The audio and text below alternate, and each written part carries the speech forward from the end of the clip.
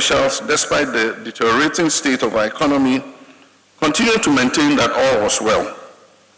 Doctored fiscal and budget data by the Ministry of Finance and aided by the Central Bank painted an optimistic picture which was far from the actual reality.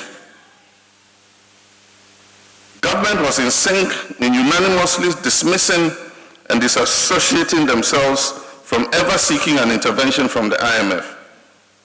We're told bluntly by the government that they were never going to go back to the IMF.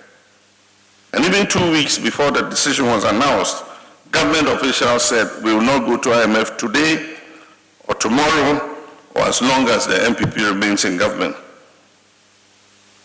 To them, because of the untruths they peddled in the past about going to the IMF, for them going to the IMF was perceived as an admission that they had failed as a government. Truth is, IMF or no IMF, the economic management team led by our dear Vice President has been nothing but a spectacular failure.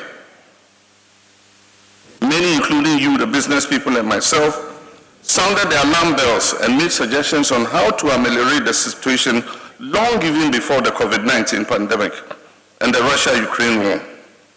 But government will have none of it. Today the song has changed.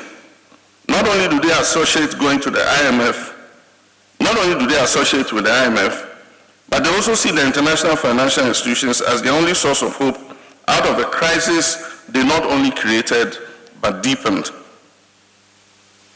The fund has finally approved a $3 billion program for Ghana to support reform to address its current economic and financial crisis. I quote, "This comes quite late in the day, considering the human cost, the degradation of lives of retirees who hold Government of Ghana bonds, the possible erosion of the savings of our middle class, loss of capital to do business, and the deterioration of our local currency. Ladies and gentlemen, we could have averted this catastrophe.